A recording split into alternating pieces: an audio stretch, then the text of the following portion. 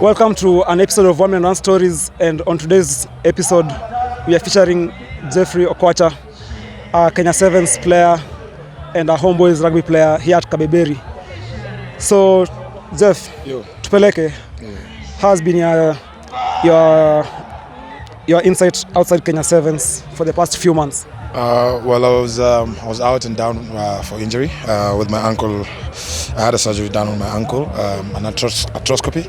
So I was meant to be out for about 4 weeks, but it took a bit longer than that.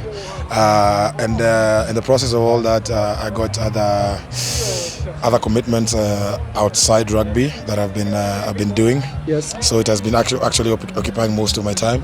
Yeah. But I'm glad to be back. I'm actually on my way making a comeback right now. So it's been a bit tough out there, but it's also an eye-opener and a few lessons to pick up here and there. So yeah. So it's basically like the typical journey of a sports person. It's a typical journey of a sports person. Yeah. You have to come back. Yeah, and there's nothing as hard as rehab and getting back to the field of play. So yeah. I'm actually glad to be running in the field today. Yes. So yeah, feels good. Okay,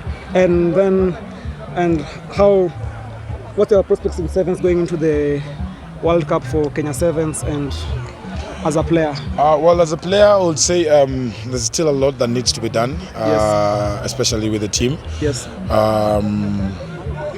We have a young squad, I can say.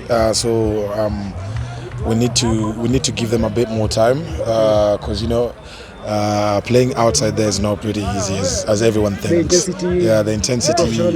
Yeah, and then the other thing is that most of the people we compete with started this game a bit earlier than us. The age grade and all that. That is actually what we're introducing in Kenya right now. So skill-wise, we need a bit more time to improve. Let's see what the new coach who's come on board will offer. I'm actually hoping that going into the Commonwealth Games and the World Cup that the team will be much better than it is right now. Yes. Yeah. And personally, going back into the Sevens circuit, the local Sevens circuit, what are your prospects with Homeboyz? Well, first and foremost, it's actually good to have the local Sevens back. It's normally a big boost in terms of preparation for the national team and the squad selection. We get to see the young raw talent out here, making it easy for selectors to do the selection and bringing in the new blood back in to join the national team. Yeah. And for Homeboyz, I'm actually glad to be back with them as well because it's been a while playing for them. Yeah. We have a lot of new faces, young blood as well in the team.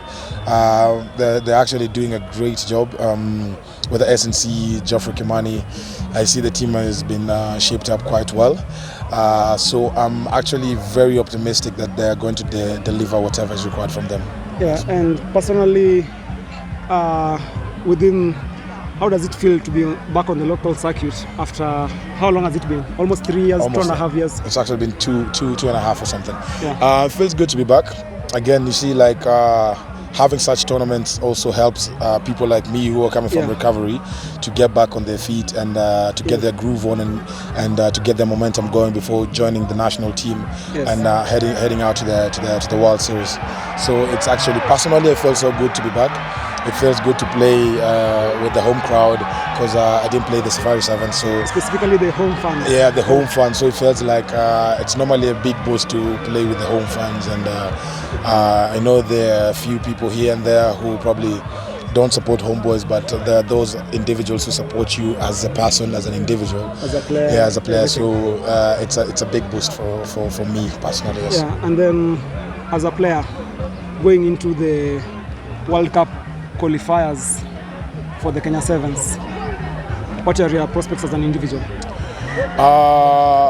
Well, we already played. Basically, what are your ambitions as a player for the Kenya Sevens? For the Kenya Sevens. Yeah. Well, my ambitions as a player is just to represent my country as much as I can and for as long as I can. Yes. And during that process, if opportunities open up elsewhere, maybe to play in the pro or any other club out there that might be interested in me as an individual. Those are some of the things I'm looking up to. But at the moment, my focus is to represent the country and the team as much and as long as I can. So in terms of professional, do you look at it at the side of professional sevens or on what prospects of the game, sevens and 15s? Both sevens and 15s, but most of the time the clubs that the opportunity that normally opens up are the 15s. So I'm looking up for that. I'm looking up for such opportunities. If they come my way, then why not? The good contracts, the good pays, everything. Most definitely. It's more about there's this point where players. It's all about now the growth, paper. Yeah, you go there. Yeah, you bag as an individual to also help out your family and yourself as an individual, because you know we're not getting any younger. Age is catching up. Age is catching up. And personally, as an individual, how has the journey been since back into 2014 with the under 20s? And up to now. And also, you're also part of the squad in 2015 that qualified for the World Cup. How does it feel to be part of the journey for the Kenya Sevens for the past years? I know you had a break around 2017, that period, but how does it feel to be part of this journey for all those years? Well, it's actually been an interesting journey, learning from the likes of the legends like Collins, Injera, Humphrey, playing with them in the same field. It was actually a big boost to me. A big boost to my growth as an individual as well. You know, you get to learn a lot from them. They don't necessarily have to tell you, but there's some things as a player you just pick out. Okay, this is how this guy carries himself. This is how this guy. It just rubs off on you. Yeah, it just rubs off on you. So it was a good experience for me as a player. I'm actually glad I got that opportunity to play and train beside them, and it's been a good journey. It's been a good journey. I'll have to admit, not an easy one, because it requires a lot of discipline, hard work. Basically, it's never easy. It's not an easy journey. You know, you get upset sometimes.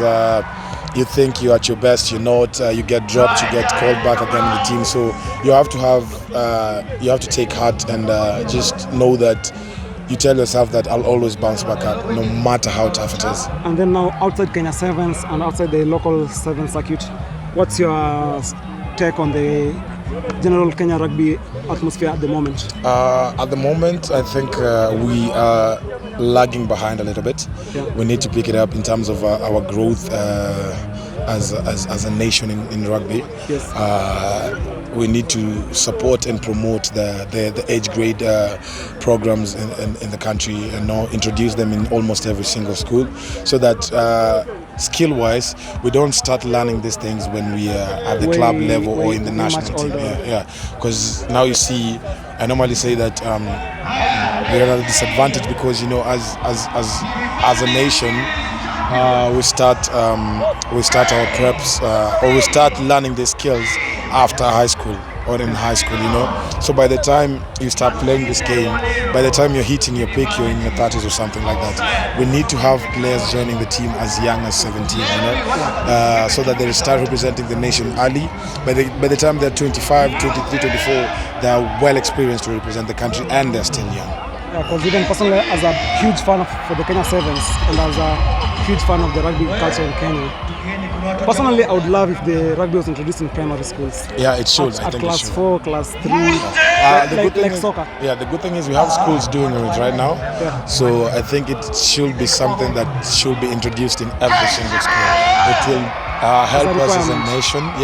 It'll help us as a nation in terms of rugby, the growth of the sport, and it will be easier for even teams like our 15 teams to qualify for the World Cup, because we have all the skills growing up. It's more about the technicalities and the basic skills. Because strength-wise and the physique, we normally are strong, but we just lack on the basic and the skills. And just as you finish, you're putting shot to the guys who look up to you, the young guys, the upcoming guys, that guy who watches you on TV. I also watch you on TV. Actually, it's my first time talking to you in person, but I usually follow the Kenya Sevens team so much.